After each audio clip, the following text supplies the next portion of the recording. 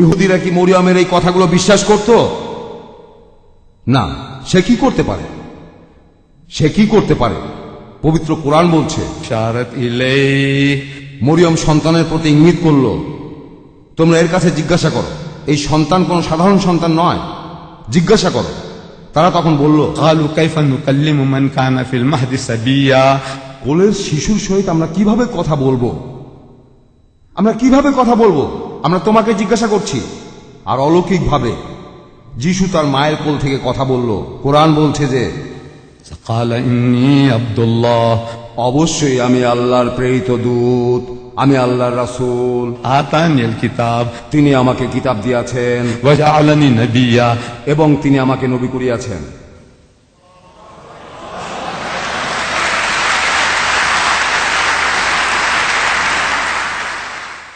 শিশু বয়সে তিনি তার মাকে সমালোচকদের হাত থেকে বাঁচিয়েছেন।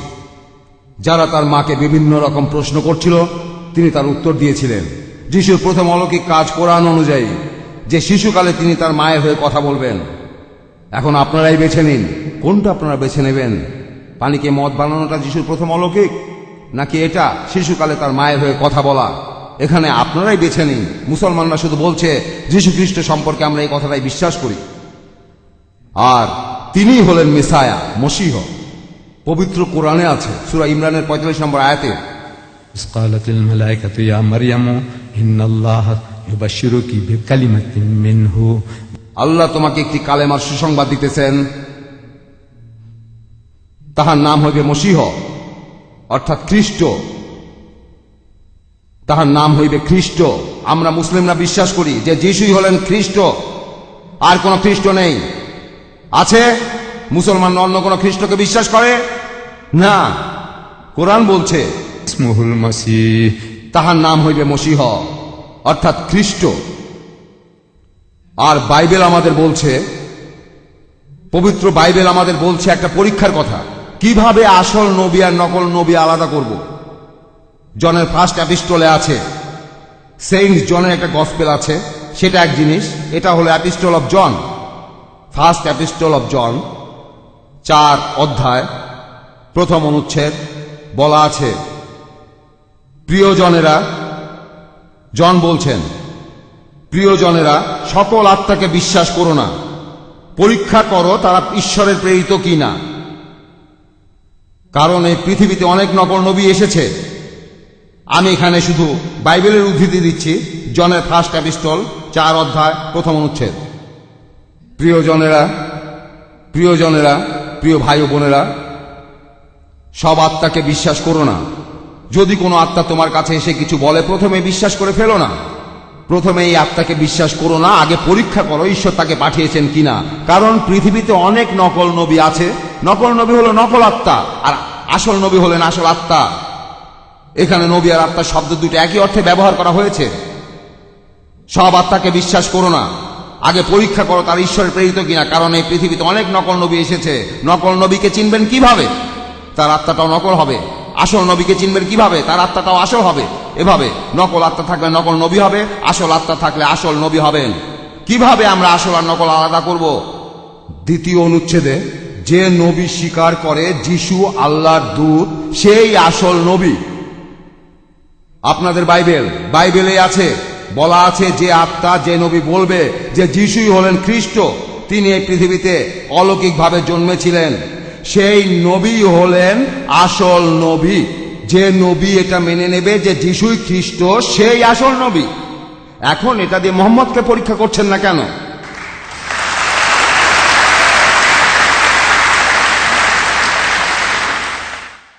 শুধুমাত্র মোহাম্মদই বলেছেন তা নয়, এই পৃথিবীর 120 কোটি মুসলমান, আমাদের ধর্মের প্রত্যেকে বিশ্বাস করি যিশু অলৌকিকভাবে জন্মেছিলেন, তিনি হলেন খ্রিস্ট।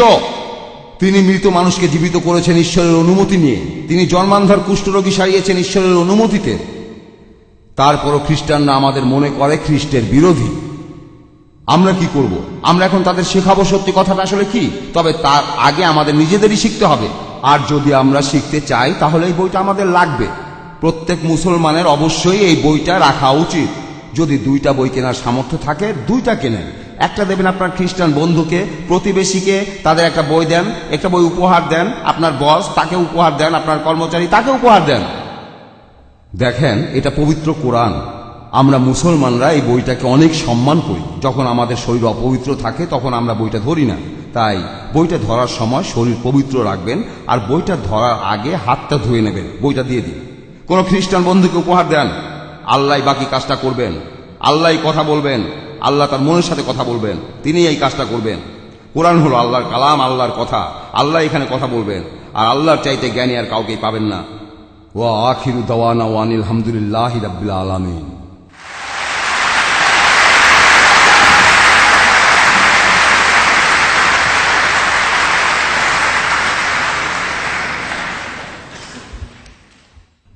ধন্যবাদ শেখ দিদাত।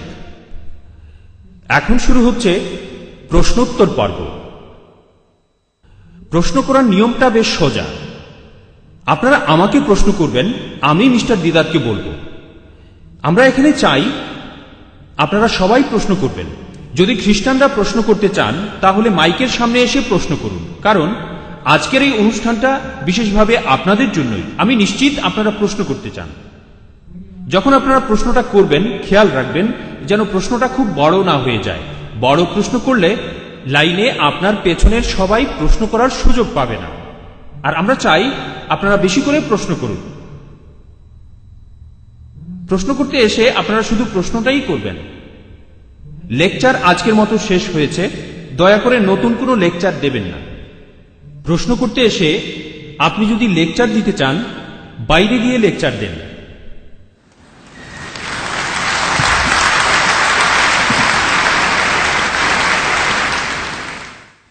এখন প্রথম প্রশ্ন। সালামু আলাইকুম। ওয়ালাইকুম আসসালাম। আপনি তাড়াতাড়ি প্রশ্নটা করেন। আমার প্রশ্নটা শেখ আহমেদ দিদাদের কাছে।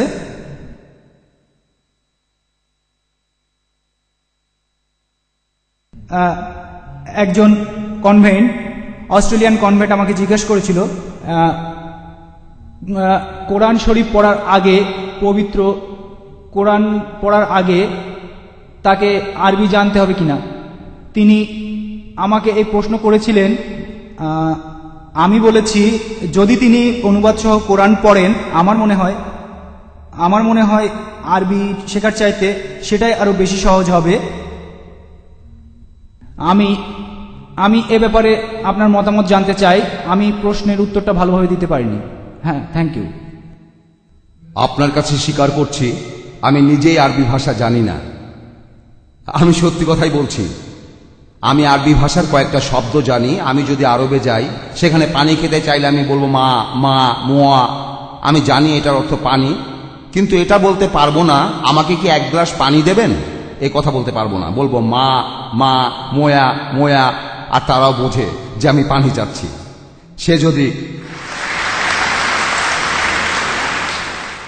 সে যদি বলে কাইফা হালুকা, আমি বলবো আলহামদুলিল্লাহ, আর আমার আরবি এখানেই শেষ। তবে এই জন্য ইসলাম ধর্মকে বুঝতে আমার কোনো অসুবিধা হয়নি। আমি কোরআন বুঝতে পারি এর অনুবাদ পড়ে। যখন আপনারা লেকচার শুনছেন আমি আরবিতে আয়াত পড়ছি, তারপর অনুবাদটা বলছি, তার মানে আমি আরবি জানি এমন নয়। লেকচার শুরুতে আমি আপনাদের বলেছিলাম আয়াতগুলো মুখস্থ করেন আরবিতে, আর কোরআনের অর্থটা পড়েন, মুখস্থ করেন। আমি আপনাদের যেটা করতে বলে আমি নিজেই সেটা করি। আমি আয়াতগুলো অর্থসহ মনে রাখি যাতে আপনাদের সবার সামনে অর্থসহ বলতে পারি। এই সব। ওয়ালা তাকুলু সালাসা, তোমরা তিন বলিও না। আমি আয়াতটা মুখস্থ করেছি। আমি আরবি জানি না, আয়াতটা মুখস্থ করেছি।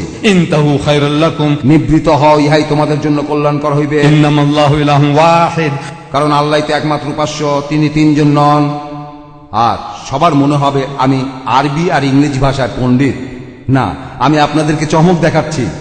প্লিজ প্লিজ কিছু মনে করবেন না।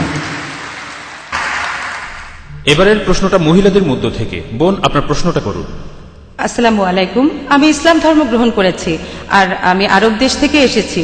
যখনই কোনো খ্রিস্টানের সাথে আমার বিতর্ক হয় তখন তারা সূরা মারিয়ামের এই আয়াতটা বলে, সালামুন আলাইয়া ইয়াওমা উলিদতু ওয়া ইয়াওমা আমুতু ওয়া ইয়াওমা আবআসু হাইয়া। যিশু জন্মেছিলেন, তারপর মারা গেছেন, তারপর আবার উত্থিত হয়েছেন, এভাবেই নাকি কোরআনে বলা হয়েছে। আপনি এটার কি উত্তর দেবেন? যখন তারা বলে سلام علي يوم ولدت ويوم أموت ويوم أبعث حيا খ্রিস্টানদের মতে কোরআন নাকি বলেছে যিশু মারা গিয়েছিলেন। ধন্যবাদ। এই প্রশ্নটা আমাকে করেছিলেন প্যালেস্টাইনের এক আরব খ্রিস্টান মিশনারি, ওনার নাম আনিস রোশ। লন্ডনের রয়্যাল অ্যালবার্ট হলে তিনি আমাকে এই প্রশ্নটা করেছিলেন। তিনি একজন আরব। তিনি গর্ব করেছিলেন যে তিনি আরবি জানেন, তিনি একজন আরব, কিন্তু আমি আরব নই, আমি একজন হিন্দি ইন্ডিয়ান। মুসলমানের ঘরে জন্ম নিয়েছি। আমি কোরআনের অর্থ বুঝেছি এর অনুবাদ থেকে। আমি তখন আমার জ্ঞানে যা কুলায় সেটা তাকে বললাম। তো সে এই খ্রিস্টান মিশনারি প্যালেস্টাইনের আরব, তিনি আয়াতটার উদ্ধৃতি দিলেন যে কোরআন বলছে, আর ওনার আরবি উচ্চারণও ছিল একেবারে শুদ্ধ। কোরআনের এই কথাটা কি পরস্পর বিরোধী হয়ে যাচ্ছে না? سلام علي يوم ولدت ويوم أموت ويوم أبعث حيا উনি আমাকে প্রশ্ন করেছিলেন যে কোরআন বলছে আমার প্রতি শান্তি, কোরআনে এই কথা আছে সূরা মারিয়াম, আমার প্রতি শান্তি যেদিন আমি জন্মলাভ করেছি, যেদিন আমি মারা যাব এবং যেদিন জীবিত অবস্থা আমি উত্থিত হব। এই কথাগুলো পবিত্র কোরআনেই আছে যে যিশু মারা গেছে। তিনি বললেন যে আমি এই কথাটার কি ব্যাখ্যা দেব, আর আমি কিছুটা আরবি জানি, অল্প কয়েকটা শব্দ। আমি তখন সেই লোককে বললাম, আপনি যেটা করছেন আপনি ভুল অনুবাদ করছেন।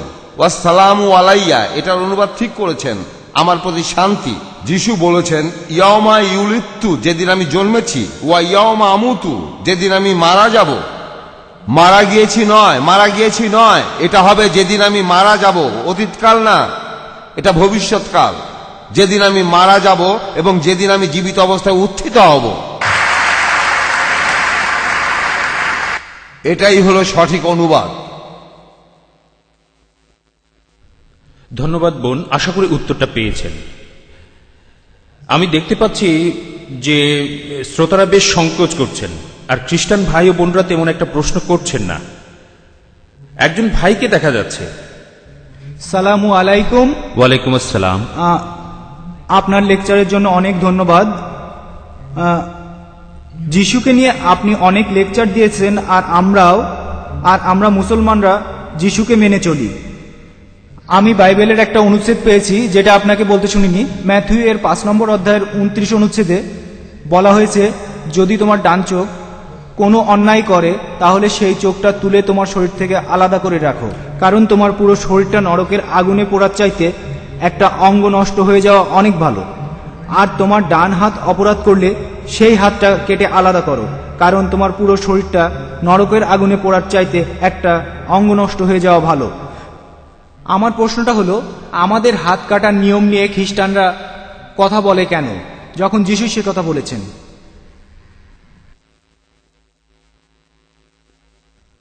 আপনি দেখবেন ভাই, বাবা, খ্রিস্টানরা নিজেরাই বিশ্বাস করে না যে বাইবেল ঈশ্বরের বাণী। বাইবেলে যা আছে সেগুলো সুপ্ত, সেগুলো রহস্যের জন্য। যিশু যা করতে বলেছেন কোনো খ্রিস্টানই সেই কাজগুলো কোনোভাবেই করতে পারবে না। আপনারাই ভালো করে দেখেন যিশু কি বলেছেন। সে যদি কেউ শিশুদের উপর যৌন নির্যাতন করে, কোনোভাবে যৌন নির্যাতন চালায়, কোনোভাবে সেই লোককে মৃত্যুদণ্ড দেয়া হবে। আর আমরা দেখি এখনকার দিনে আমেরিকাতে এই ধরনের ঘটনাও ঘটে। একজন যাজক গায়ক দলের একটা ছেলের সাথে যৌন সম্পর্ক করেছে। বিভিন্ন চার্চের বিরুদ্ধে এই পর্যন্ত সমকামিতার অভিযোগে $500 কোটি ক্ষতিপূরণের মামলা হয়েছে। আর 2000 সালে এই ক্ষতিপূরণের পরিমাণ দাঁড়াবে $100 কোটি এইসব সমকামিতার জন্য বিভিন্ন চার্চে। আমার কাছে বেশ কয়েকটা কেসের পেপার কাটিং রয়েছে, সেগুলো আপনারা এখন দেখতে পাচ্ছেন। তারা বাইবেলের এসব কথা বিশ্বাস করে না। যিশু নিজেই বলেছেন, তোমার চোখ খারাপ কাজ করলে সেটা তুলে ফেলো, যদি এই চোখের কারণেই তোমাকে দোজখে যেতে হয়। যিশু আপনাদের বলেছেন কোনো মহিলার দিকে লালসার দৃষ্টিতে তাকিও না। যে লোক কোনো মহিলার দিকে লালসার দৃষ্টিতে তাকাবে সে তার মনে মনে ব্যভিচার করে ফেলেছে, সেই লোকটা অপরাধী। তোমরা আমার শিষ্য, তোমরা ইহুদিদের চাইতে অনেক উঁচু স্তরে। ইহুদিদের নিয়মে ব্যভিচার করলে সেটাকে অপরাধ বলা হতো, আর তার শাস্তি ছিল পাথর নিক্ষেপে মৃত্যুদণ্ড। ওল্ড টেস্টামেন্টে কথা বলা হয়েছে, ঈশ্বরের আইন। আর যিশু কোনো আইন বদলাতে আসেননি। বাইবেলের ম্যাথিওর 5 নম্বর অধ্যায়ের 17 থেকে 19 অনুচ্ছেদে আছে, যিশু বলেছেন, আমি ঈশ্বরের আইন বা রাসূলদের বাতিল করতে আসিনি, আমি এসেছি সেগুলো পূরণ করতে।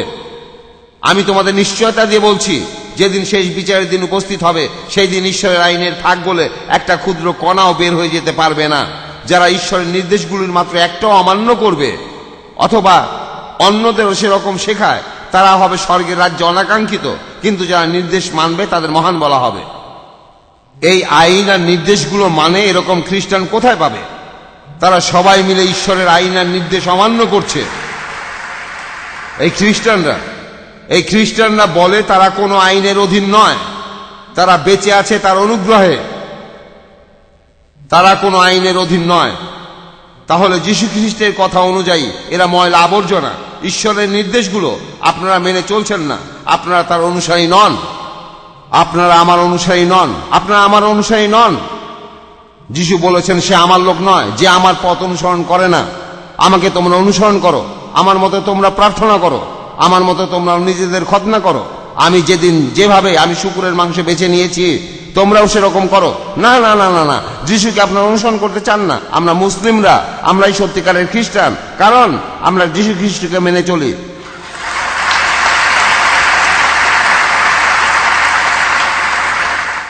খ্রিস্টানরা বলবে আমি তাদের আক্রমণ করছি, এটা আক্রমণ। আমি আসলে এখানে আপনাদের সামনে সত্যি বলছি, স্পষ্ট, সব দিনের মতো স্পষ্ট। এটা ওপেন সিক্রেট। যা কিছু হচ্ছে, বিভিন্ন চার্চের যাজকরা কি করছে। কিছুদিন আগে আমেরিকান চার্চ নতুন 10 কমান্ডমেন্ট লিখেছে, জানেন আপনারা? নতুন 10টা কমান্ডমেন্ট, ঈশ্বরের আদেশ ভিকারদের জন্য। ভিকার মানে যাজক। যখন লোকজন বিভিন্ন উপদেশের জন্য আসবে, তখন তাদের সাথে কেমন ব্যবহার করতে হবে, আমি সেটাই পড়ছি। আমেরিকান চার্চের লেখা থেকে আমি আপনাদের পড়ে শোনাচ্ছি। নতুন 10টা কমান্ডমেন্ট, যে আপনি কোনোভাবেই যুবতী মহিলাদের বেশি রাতে কোনো উপদেশ দেবেন না। 1 নম্বর। না না, এটা 1 নম্বর। আপনি কোনো যুবতী মহিলাকে অনেক বেশি রাতে উপদেশ দেবেন না, যুবতী মহিলাকে গভীর রাতে উপদেশ দেবেন না। এটা 1 নম্বর কমান্ডমেন্ট। এখন আমার প্রশ্ন, যুবতী মহিলা বলতে আপনারা কি বোঝাচ্ছেন? যুবতী কাদের বলা হবে? কত কম হলে যুবক হবে? হ্যাঁ, 50 বছরের মহিলা তিনি কি বুড়ো? 60 বছরের মহিলা তিনি কি বুড়ো? আমাকে আপনারা কি বলবেন? আমার বয়স 78, আপনাদের ধারণা আমি বুড়ো?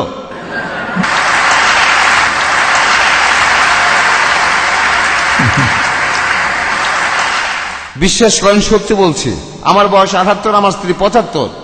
আপনাদের বলছি আমরা বুড়ো নই।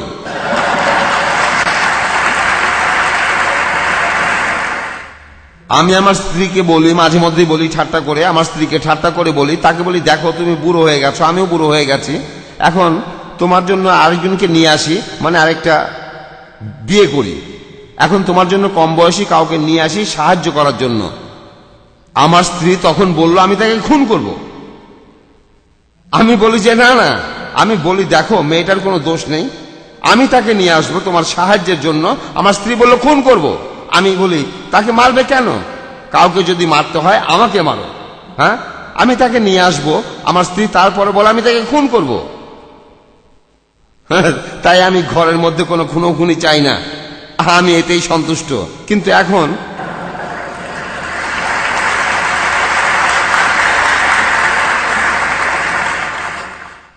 কত কম বয়সে যুবক হয়। আপনার মনের বয়সই আপনার বয়স, আপনার চিন্তার বয়সই আপনার বয়স, আপনার মনের বয়সই আপনার বয়স। আর গভীর রাতের কথা আছে, কত গভীর রাতের কথা বলছেন। আপনাদের কি ধারণা বিকেল 5টায় কোনো অপরাধ করা যায় না? হ্যাঁ, মাঝরাত পর্যন্ত অপেক্ষা করতে হয়। হ্যাঁ, আপনারা যাজক আর এই মহিলা, এখানে বলা হচ্ছে আপনারা ভদ্র হবেন, ভদ্র ব্যবহার করবেন। যখনই উপদেশের জন্য কোনো মহিলা আসবে, আপনি বসবেন, সোফার উপরে বসে পা সোজা করে দিয়ে বসবেন না, না, আপনি উপযুক্ত সম্মান দেখেই বসবেন। আর ঘরে পর্যাপ্ত আলো থাকবে, যথেষ্ট পরিমাণে আলো থাকবে। নতুন 10টা কমান্ডমেন্ট, ঈশ্বরের নতুন আদেশ, খ্রিস্টান ধর্ম চালু হওয়ার 2000 বছর পরে এখন আপনারা শিখবেন কিভাবে মহিলাদের সাথে ব্যবহার করতে হয়। মহিলা আপনাদের স্ত্রী বা কন্যা নয়।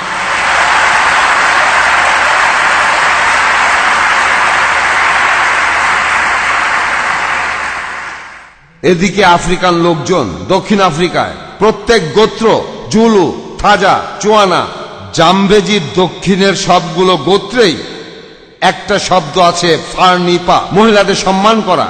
তারা এই ধরনের অসম্মানজনক কাজ করে না। আর খ্রিস্টানরা, তাদের এক হাতে রয়েছে বাইবেল, আরেক হাতে অন্য মানুষের স্ত্রী আর কন্যা, এরা খ্রিস্টান।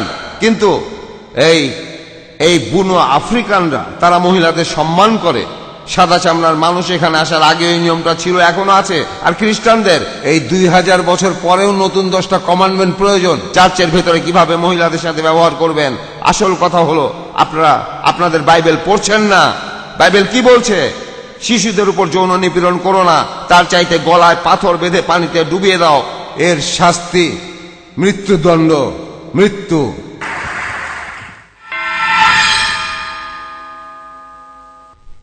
এবারে প্রশ্ন করবেন একজন বোন। হ্যাঁ, আমি শুনেছিলাম যে ইসলাম ধর্মে পুরুষদের 4টা বিয়ে করার অনুমতি আছে। এ ব্যাপারে কিছু বলবেন? কারণ পুরো ব্যাপারটাই আমার কাছে বেশ জৈবিক লাগছে, সেজন্য সম্পর্কে আরেকটু জানতে চাই। ধন্যবাদ। প্রশ্নটা আজকের বিষয়ের বাইরে, তবে শেখ আপনাকে উত্তর দেবেন, যদিও প্রশ্নটা টপিকের বাইরে।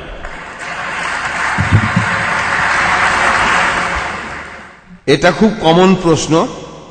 যখন আরবরা তারা যখন আমেরিকায় যায় অথবা ইংল্যান্ডে, লোকজন বলে তুমি সৌদি আরব থেকে এসেছো, সে বলবে হ্যাঁ। তোমার কতজন স্ত্রী আছে? না। তোমার কতজন স্ত্রী আছে?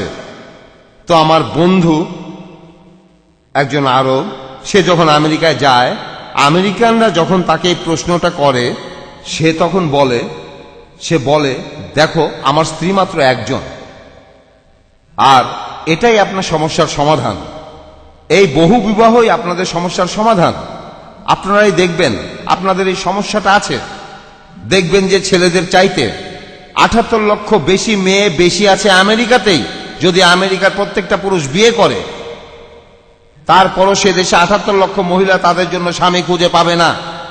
আর আমরা জানি সব পুরুষ মানুষ বিয়ে করবে না, বিভিন্ন কারণে পুরুষ মানুষ বিয়ে করবে না। এটা কি জানেন? একজন যুবককে একবার বললাম, আপনার বয়স কত? 35 বছর, আপনি কি বিয়ে করেছেন? সে বলল না। আপনার সমস্যাটা কি? কি আপনার সমস্যা? আপনার কি ডাক্তার লাগবে? আপনাকে ডাক্তারের কাছে নিয়ে চিকিৎসা করাবো? আপনার সমস্যাটা কি বলেন? আপনার একজন বন্ধু রয়েছে, খুব ভালো ডাক্তার, ডাক্তার হিসাবে তার অনেক সুনাম আছে, আসেন। ঠিক। সে বলল ঠিক। আর যাওয়ার পথে সে একটা অজুহাত দেখিয়ে আমাদের কাছ থেকে সরে পড়ল। কারণটা সেই ভালো জানে, কিন্তু আমাকে বলবে না। এমনটা হতে পারে যে সে ভালো মানুষ নয়, নিজের উপর সে এত বেশি অত্যাচার করেছে যে সে শেষ হয়ে গেছে। সেই লোক বিয়ে না করার জন্য বিভিন্ন রকম অজুহাত খুঁজে বেড়াবে। কিন্তু মহিলারা, তাদের রক্ষা করতে হবে। তারা বিয়ে করতে চায়, তারা অনেক নরম, অনেক বেশি কোমল। তারা চায় যে তাদের কেউ রক্ষা করবে। না না, এটাই হলো মহিলাদের সাইকোলজি। কিন্তু আমরা জানি সব পুরুষ বিয়ে করবে না। সব পুরুষ যদি বিয়ে করেও, তারপরও 78 লক্ষ মহিলার কোনো স্বামী থাকবে না আমেরিকাতে। আর আমেরিকার লোকজনের মধ্যে 2.5 কোটি মানুষ হলো সমকামী। আপনারা তাদের বলেন গে। 2.5 কোটিরও বেশি মহিলা স্বামী পাবে না।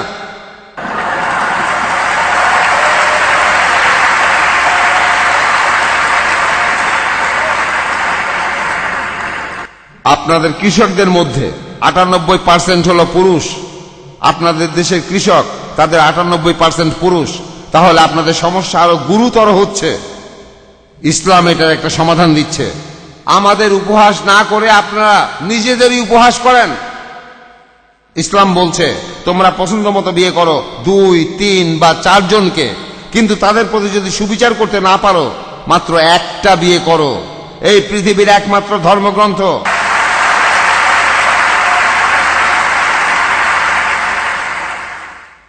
পৃথিবীর মাত্র একটা ধর্মগ্রন্থ, সেখানে বলা হয়েছে একটা বিয়ে করো, সেটা হলো কোরআন। পৃথিবীতে আর কোনো ধর্মগ্রন্থ নেই যেখানে এমন কথা বলা হয়েছে। পবিত্র কোরআন বলছে একটা বিয়ে করো, কোরআনেই বলা আছে।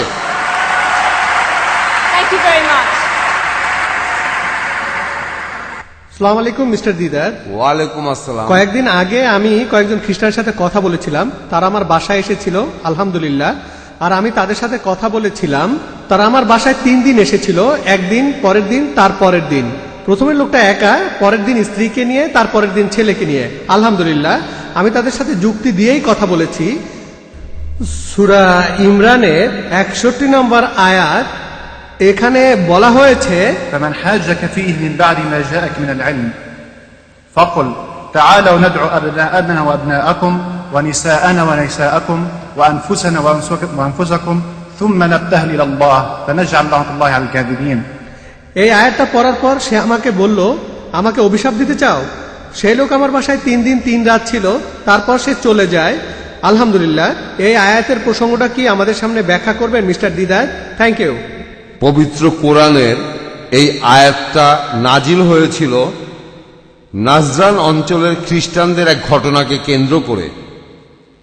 আর আমাদের নবীজি তাদেরকে মসজিদে নববীতে ডাকলেন। আমাদের নবীজির মসজিদটা খুব সাধারণ ছিল, সেখানে মাটির দেয়াল আর খড়ের ছাউনি। তারা এই মসজিদে আলোচনা করলো 3 দিন আর 3 রাত। তারা সেখানেই খেলো, সেখানেই আলাপ আলোচনা করলো আর সেখানেই ঘুমালো। আর তারপর রবিবারে আমাদের নবীজি তাদের সবাইকে মসজিদে প্রার্থনা করতে বললেন। আর তাদের মধ্যকার আলোচনাটাও সেই দিনই শেষ হয়ে গেল, ব্যাস। মাল্টিমিডিয়া পিসি এলিফ্যান্ট রোডের কাটাবন মসজিদ কমপ্লেক্সে অবস্থিত কম্পিউটার বিক্রয়ের একটি অনন্য প্রতিষ্ঠান মাল্টিমিডিয়া পিসি। লাগলো যে নবীজি মিথ্যা বলছেন, মিথ্যা। তারা বলতে লাগলো যে নবীজি মিথ্যুক, নবী মিথ্যুক। তখন মুহাম্মদ সাল্লাল্লাহু আলাইহি ওয়াসাল্লাম বললেন যে আমরা 2 পক্ষ এখন পরস্পরের জন্য বদদুয়া করব।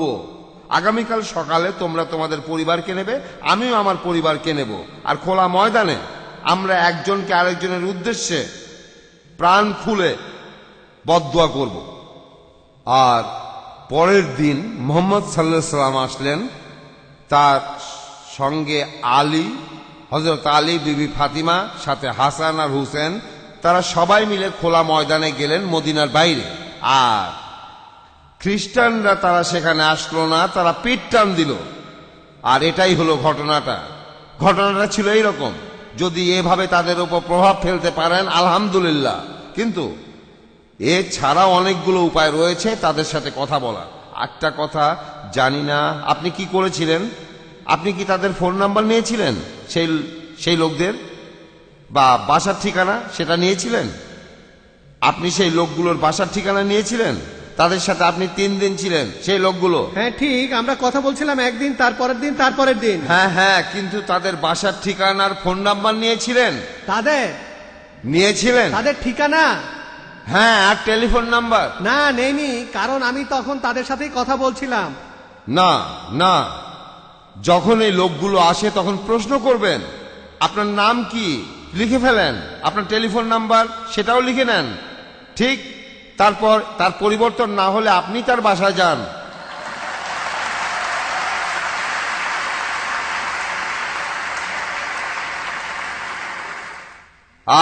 আর তাদের সাথে এই বিষয় নিয়ে কথা বলুন। আমি বলছি যতক্ষণ না সে বলে পরের বার আমার দরজায় তোমাকে দেখলে আমি কিন্তু গুলি করব।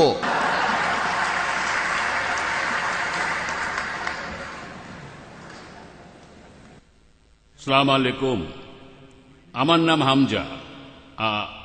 আমার প্রশ্ন শেখ আহমদের কাছে। শেখ আহমদ বলেছেন যে যিশু আসলে মারা যাননি। আমরাও এ কথাটা জানি, কিন্তু তাহলে সে সময় ক্রুশে ঝুলানো হয়েছিল কাকে? আর খ্রিস্টান ধর্মের লোকেরা কার প্রার্থনা করে, কি জন্য এবং কেন?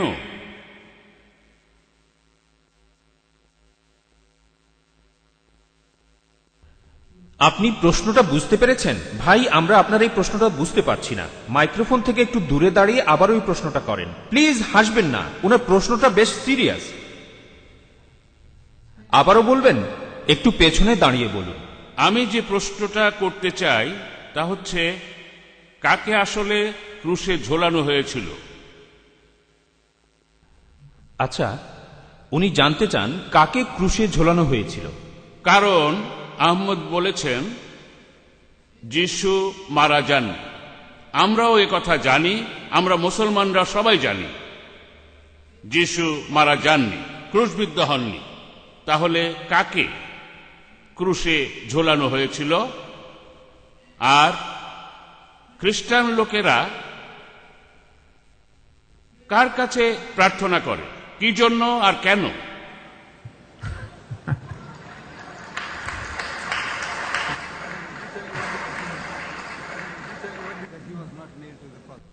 ভদ্রলোক আসলে জানতে চেয়েছেন যে খ্রিস্টানরা বলে থাকে যিশুকে ক্রুশবিদ্ধ করা হয়েছে, মুসলমানরা বলে থাকে করা হয়নি। কাকে ক্রুশে ঝোলানো হয়েছিল? যদি যিশুকে ক্রুশবিদ্ধ করা না হয়, খ্রিস্টানরা কার কাছে প্রার্থনা করে?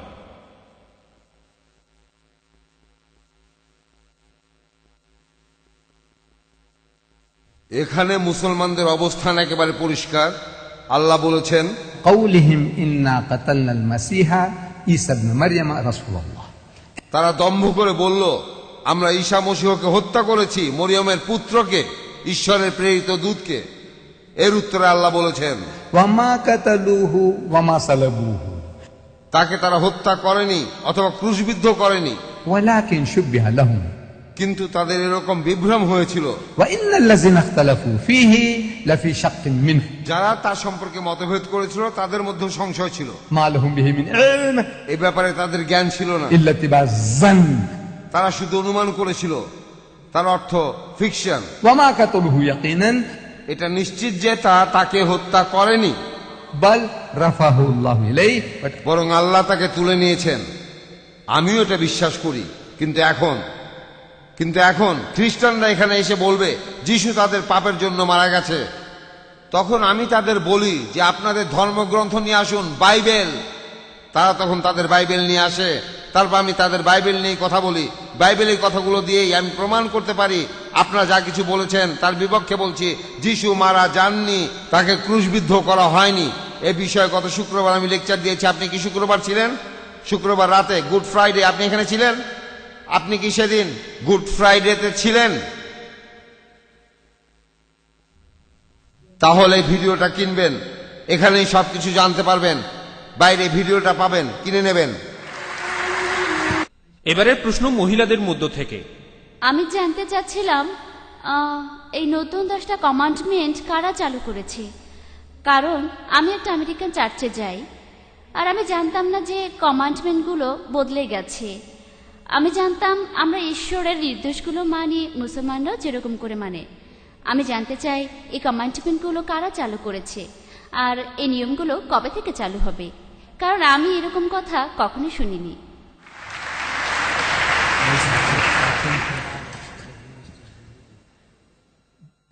এই 10টা কমান্ডমেন্ট লিখেছে আমেরিকান চার্চ। আমার কাছে নিউজ পেপারের কাটিং আছে, ডারবানের লোকাল নিউজ পেপারের কাটিং। আর আপনি যদি চান আমার হোটেলে আসতে পারেন, তখন আমি আপনাকে তখন দেখাবো। এই আদেশটা এসেছে আমেরিকান চার্চ থেকে। আমেরিকান চার্চ এই নতুন 10টা কমান্ডমেন্ট চালু করেছে। আমরা করিনি, সাধারণ মানুষ করেছে চার্চের উচ্চপদস্থ লোকেরা। তারা এই 10টা নতুন কমান্ডমেন্ট চালু করেছে। আমার কাছে এটার নিউজ পেপার কাটিং আছে, অরিজিনাল নিউজ পেপার। দেখতে চাইলে আপনাকে দেখাবো। আপনি কি বলতে পারবেন এই নিউজ পেপারটা কোথায় ছাপা হয়েছে? এই নিউজ পেপারটি কি অস্ট্রেলিয়া ছাপা হয়েছে? না, ইংল্যান্ডে ছাপা হয়েছে, তারপর অস্ট্রেলিয়া এসেছে, ইংল্যান্ড থেকে এসেছে। হ্যাঁ, থ্যাংক ইউ।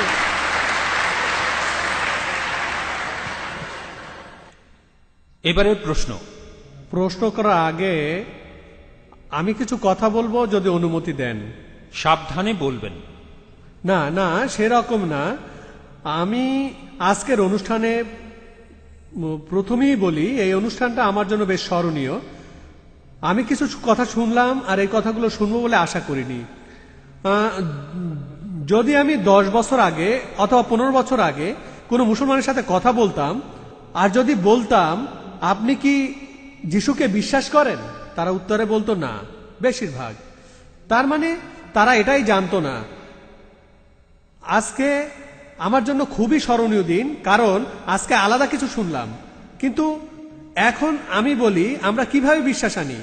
আমরা যখন বিয়ে করি তারপর আমরা সন্তানের বাবা মা হই, তার মানে যখন বিয়ে করি আর আমাদের জীবনে যদি যিশু থাকেন তাহলে আমরা অনেক শান্তিতে থাকতে পারবো। এবার আপনি প্রশ্নটা করেন। হ্যাঁ, এই তো এক্ষুনি শেষ করছি। আমরা জানি ব্যাপটাইজ না হলে আমরা জানি আমরা আমাদের জীবনে কখনোই যিশুকে পাবো না। Thank you. এবার প্রশ্নটা হলো, কোরআনে আছে, পবিত্র কোরআনে সূরা মরিয়মের 33 এবং 34 নম্বর আয়াতে বলছে, আমার প্রতি শান্তি যেদিন আমি জন্মেছি, যেদিন আমি মারা যাব, আর যেদিন আমি উত্থিত হব জীবিত। এই হলো ঈসা মরিয়মের পুত্র। এটার ব্যাখ্যা দিতে পারবেন?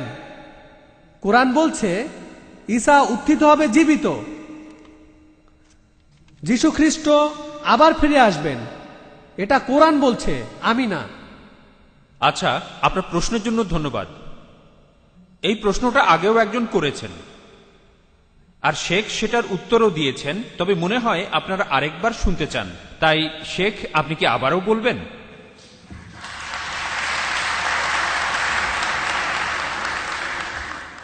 আমরা মানি ঈশ্বর যিশুকে তুলে নিয়েছিলেন জীবিত। তিনি এখনো জীবিত, তিনি আবার ফিরে আসবেন জীবিত। তারপর যীশু খ্রিস্ট মারা যাবেন অন্য সব মানুষের মতো, তারপর তিনি আবার জীবিত হবেন অন্য সব মানুষের মতো। তাহলে আমার প্রতি শান্তি যেদিন আমি জন্মালাম, আপনারা তার জন্মের কথা জানেন, যেদিন আমার মৃত্যু হবে, তিনি দ্বিতীয়বার আসার পরে একদিন তিনি মারা যাবেন।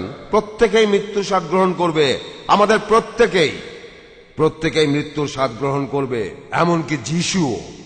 তাহলে তিনি মারা যাবেন অন্য সব মানুষের মতো, আর সবাই যখন উত্থিত হবে তিনিও তখন উত্থিত হবেন মৃত অবস্থা থেকে।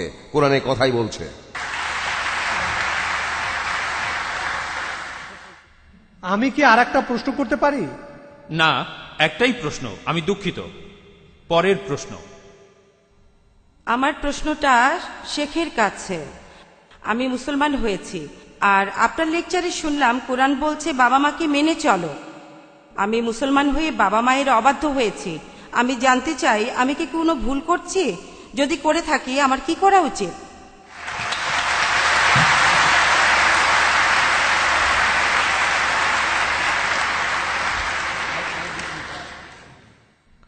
আপনি মুসলমান হয়ে বাবা মায়ের অবাধ্য হয়েছেন, এখন আপনি কি করবেন? এটাই তো আপনার প্রশ্ন, না?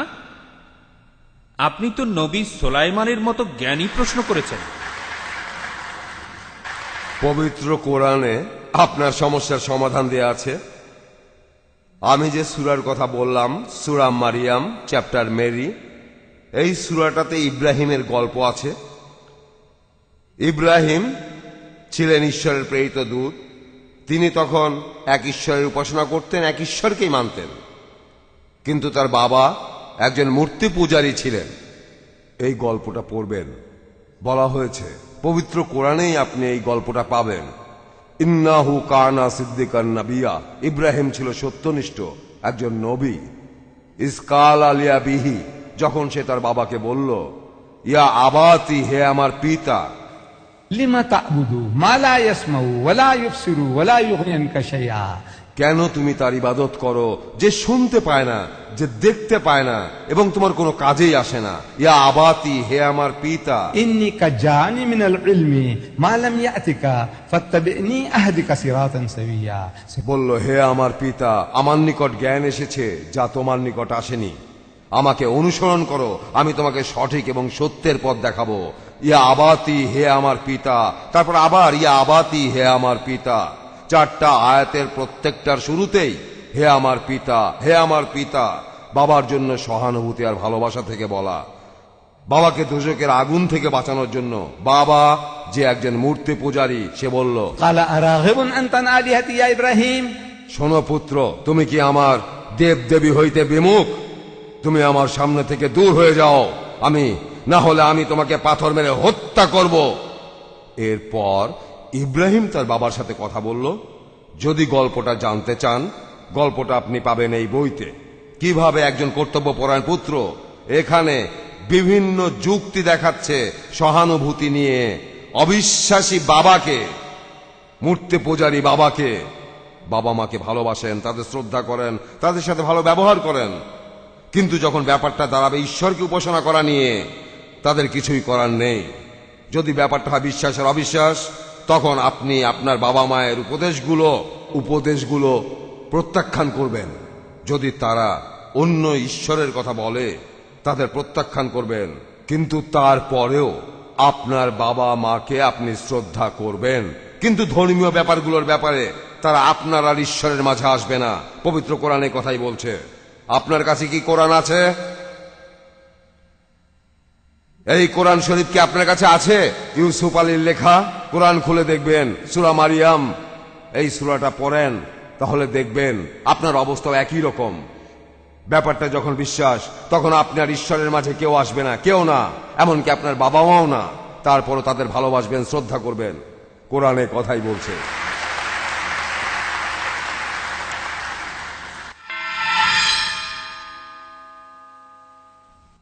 আমি বলছি বোন, আপনি কোনো ভুল করেননি। আপনার জায়গায় থাকলে আমিও ঠিক একই কাজ করতাম। এবারের প্রশ্ন পুরুষদের মধ্য থেকে। যিশুর অলৌকিক জন্মের সাথে মিল রয়েছে হাওয়ার অলৌকিক জন্মের আর আদমের অলৌকিক জন্মের। হাওয়া জন্মেছিলেন আদম থেকে, পুরুষ থেকে মহিলা, আর যিশু জন্মেছিলেন কোনো বাবা ছাড়া, মহিলা থেকে পুরুষ। আমি যখন যিশুর এই অলৌকিক জন্মটাকে ভালো করে দেখি, তখন আমার মনে হয় আদম আর হাওয়ার অলৌকিক জন্মটার কথা, আর দেখি এখানে কত জ্ঞান আল্লাহ সুবহানাহু ওয়া তাআলার। এটা কি সমান বলা যায়? ঈশ্বর একবার বানালেন পুরুষ থেকে মহিলা, আর অন্য একবার মহিলা থেকে পুরুষ বানালেন। এই ব্যাপারে কি কিছু বলবেন? ভাই, আপনি কি খ্রিস্টান নাকি মুসলমান? মুসলমান। মুসলমান? হ্যাঁ। আপনি খ্রিস্টান হলেই ভালো হতো।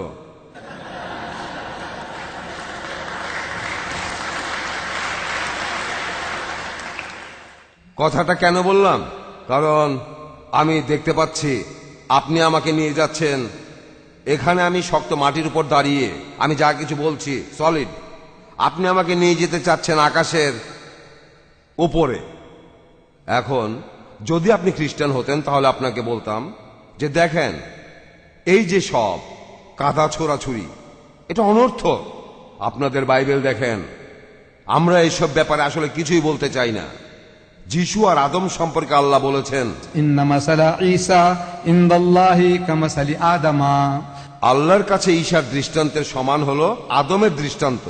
খালাকাহু মিন তুরাবিন, তাকে সৃষ্টি করেছেন মাটি থেকে। মা ক্বালা লাহু কুন ফায়াকুন, তারপর বললেন হও, আর সে হয়ে গেল। এখন খ্রিস্টানরা দাবি করে যে যিশু ঈশ্বর, আর তিনি ঈশ্বরের পুত্র, কারণ তার বাবা ছিল না। আদম আরো বড় ঈশ্বর, কারণ তার বাবাও ছিল না, মাও ছিল না।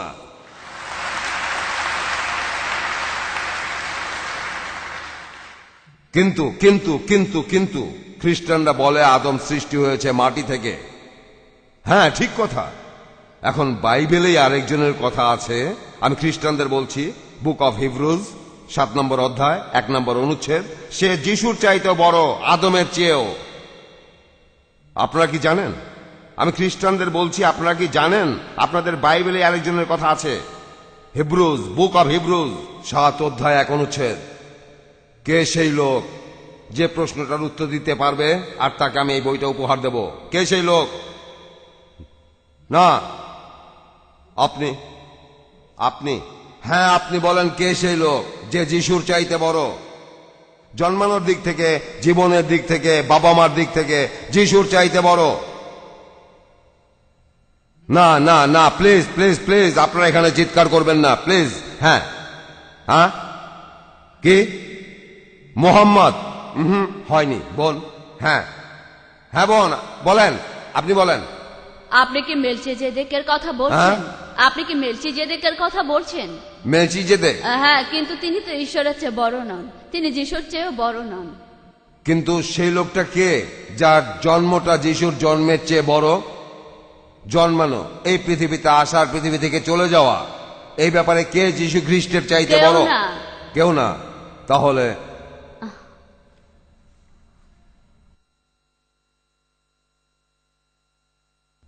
আমি আপনাদের স্মরণ শক্তি খুবই কম, মনে রাখতে পারেন না।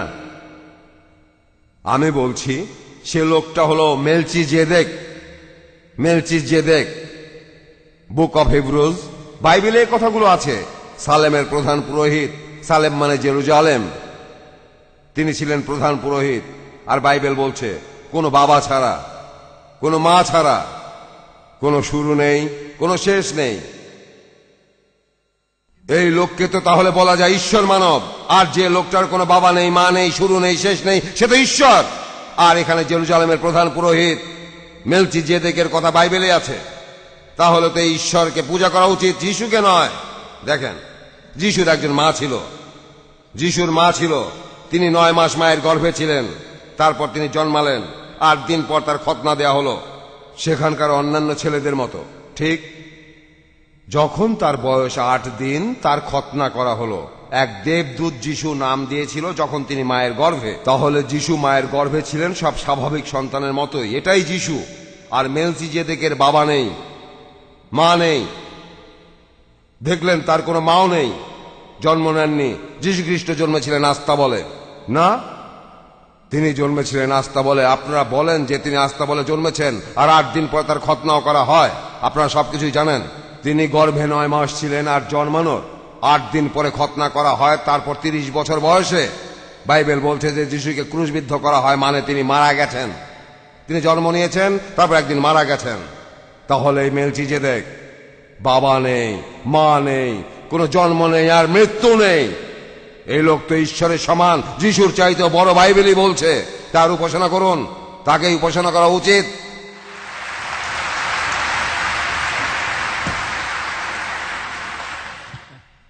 শেষ 2টা প্রশ্ন, প্রথমটা মহিলাদের মধ্য থেকে। আমি শুনেছি যে ইসলামে মেয়েরা পর্দার ভেতরে থাকে, কারণ এতে করে নাকি পুরুষেরা তাদের সম্মান করে। আমার মনে হয় এভাবে মেয়েদের অত্যাচার করা হচ্ছে। আর মেয়েদের কেন পর্দার ভেতরে থাকতে হবে? কারণ সবার অধিকার সমান। আমরা কি এটুকু সম্মান পেতে পারি না? এই পর্দা প্রথার ব্যাখ্যা দেবেন। আর মেরি কি পর্দার ভেতরে থাকতো?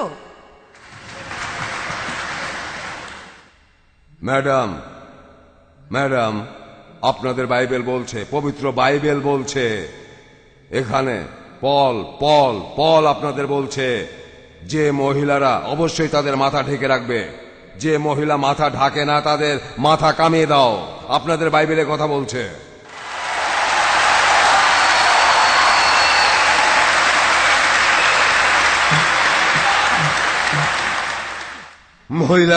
যে মহিলারা তাদের মাথা ঢাকে না, তাদের মাথা কামিয়ে দাও, মাথা কামিয়ে দাও। বাইবেলই কথা বলছে। আর মহিলারা, আপনাদের বাইবেল বলছে যে মহিলারা চার্চের ভেতরে কোনোভাবেই মুখ খুলবে না। তবে আপনাদের চার্চে এসব জিনিস বিশ্বাস করে না, আপনাদের লোকজনও বিশ্বাস করে না। আপনারা আসলে বিপদ ডেকে আনছেন। আপনারা জানেন এসব কারণেই আমেরিকাতে, নিউ ইয়র্কে রাতের বেলা মহিলারা নিরাপদ নয়। ফ্রান্সেও মহিলারা নিরাপদে নেই।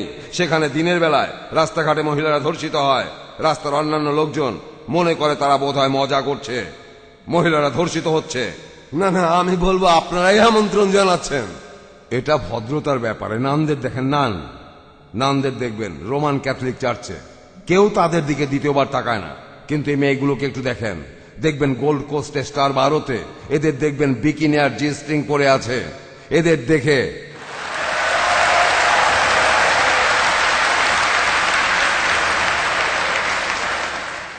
এমনকি আমার মতো বুড়ো মানুষেরও মাথা ঘুরে যায়। যদি আমি সেখানে যাই, সত্যি বলছি আমার ভেতরে জ্বলতে থাকে। সত্যি বলছি, আমরা এভাবে সৃষ্টি হয়েছি, ঈশ্বর এভাবে সৃষ্টি করেছেন। পৃথিবীতে যে জিনিসটা পুরুষকে সবচেয়ে বেশি প্রলুব্ধ করে সেটা হলো নারী। আর এই কথাটা আমি বলিনি, কোরআন বলছে, কোরআনে আছে, পুরুষদের চোখে সেটাই সবচেয়ে ভালো যে জিনিসে তাদের আসক্তি আছে। 1 নাম্বার নারী, তারপর সন্তান, আমার ছেলে মেয়ে 11 জন, নিজেই একটা ফুটবল টিম বানাতে পারি। আর আমার বেশ গর্ব হয় 11 জন ছেলে মেয়ে, নিজের ফুটবল টিম, আমার নিজের ক্রিকেট টিম। والبنين আর 3 নাম্বার, والقناطر المقنطرة من الذهب والفضة রাশিকৃত সোনা এবং রূপা, ক্ষেতের জমি, খুব ভালো জাতের ঘোড়া ইত্যাদি। কোরআনে এসবের একটা তালিকা দেওয়া আছে। 1 নাম্বার হলো নারী। কোরআন বলছে যে জিনিসটা পুরুষকে সবচেয়ে প্রলুব্ধ করে পৃথিবীতে সেটা নারী। আমি আমার পশ্চিমা বন্ধুদের বলি এই কথাটা প্রমাণের দরকার নেই, আপনাদের বোঝানোর দরকার নেই। আমার নিজের দেশেই দেখি ডারবান শহরে একটা কোম্পানি আছে লুসিয়ান মোটরস, তারা সেকেন্ড হ্যান্ড ট্রাক বেচে। অনেকে বলে লরি, আপনারা কি ট্রাক বলেন? ট্রাক, আমরা বলি ট্রাক। আর তারা ট্রাকের অ্যাড দিয়েছে, বিকিনি পরে একটা মেয়ে ট্রাকের উপর বসে আছে। আর আরেকটা কোম্পানি তারা বিক্রি করে ট্রাক্টর, আর তারা ট্রাক্টরের যে অ্যাড দিয়েছে সেখানেও বিকিনি পরা মেয়ে ট্রাক্টরের উপর বসে আছে। আমি প্রশ্ন করছি এই পশ্চিমাদের যে এই বিকিনি পরা মেয়েটা ট্রাক বা ট্রাক্টরের উপর বসে কি করছে? এটা মূল্য দেখানো, পুরুষদের প্রলুব্ধ করার জন্য এই মেয়েটা বিকিনি পরে আছে। আর BMW, জানি না এখানে BMW আছে কিনা, এটা একটা গাড়ি, জার্মানির গাড়ি। আর গাড়িটা মার্সিডিজের চাইতে একটু ভালো জাতের গাড়ি। আমি গাড়িটার মার্কেটিং করছি না। আমার প্রথম গাড়িটা ছিল ভক্সওয়াগন বিটল, গাড়িটা 1,20,000 মাইল চলেছে।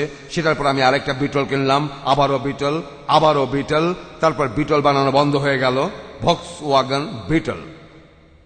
তারপর বানালো গল্ফ, আমি কিনলাম গল্ফ নাম্বার 1, গল্ফ নাম্বার 2।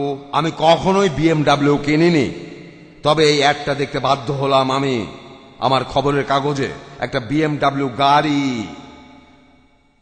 আর একটা মেয়েটা একটা ছোট বিকিনি পরে আছে, আপনারা বলেন টাঙ্গা অথবা বলেন জিস্ট্রিং।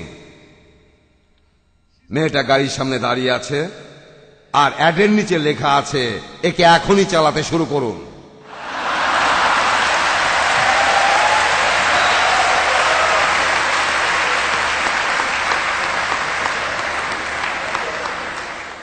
আমি একটা প্রশ্ন করছি, মেয়েটা না গাড়িটা, মেয়েটা কি গাড়িটা কিনছে? অ্যাডে লেখা আছে এখনই চালাতে শুরু করুন। আর আপনারাই এই কাজগুলো করছেন, আপনারাই এই পশ্চিমারা নিজের মাকে বেচছেন, নিজের স্ত্রী আর মেয়েকে। তার স্ত্রী একজন স্টার, তাকে ছবিতে জড়িয়ে ধরা হচ্ছে, ধর্ষণের অভিনয় করছে। আপনার স্ত্রীকে এইভাবে দেখতে অভিনয়, এটা সত্যিকারের নয়, এটা আসলে অভিনয়। আর এভাবে দেখছেন আপনার মাকে, আপনার স্ত্রী মেয়েকে, আপনারাও মজা পান। আপনার স্ত্রী তো স্টার, অসুস্থ, আলহামদুলিল্লাহ, সব প্রশংসা আল্লাহ। আমরা এখনো এই অসুখে মুসলমানরা আক্রান্ত হইনি, আমরা এটা থেকে দূরে থাকার চেষ্টা করি। এটা আসলে আপনাদের ইচ্ছা, আপনারাই করছেন। তবে বলবো আপনারা আগুন নিয়ে খেলছেন, আপনারা এটার জন্য শাস্তি পাবেন। আপনারা এখনো শাস্তি পাচ্ছেন, ভবিষ্যতে পাবেন। ধন্যবাদ।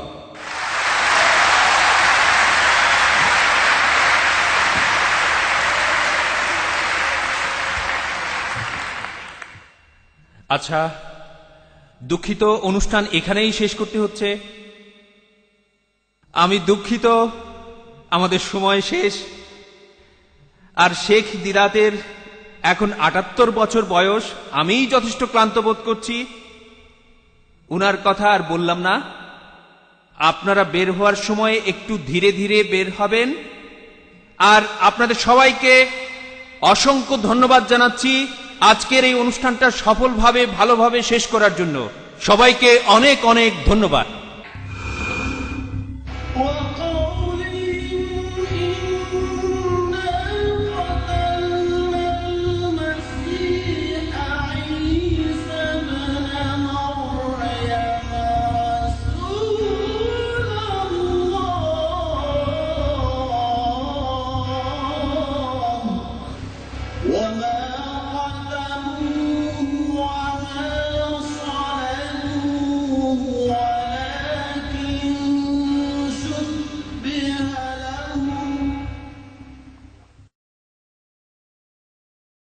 মাল্টিমিডিয়া পিসি এলিফ্যান্ট রোডের কাটাবন মসজিদ কমপ্লেক্সে অবস্থিত কম্পিউটার বিক্রয়ের একটি অনন্য প্রতিষ্ঠান মাল্টিমিডিয়া পিসি।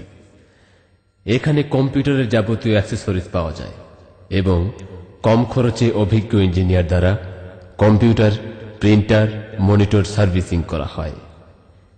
এছাড়াও দেশি বিদেশি 2000-এরও অধিক ইসলামী সিডি, ভিসিডি থেকে আপনার পছন্দের কপিটি সংগ্রহ করুন।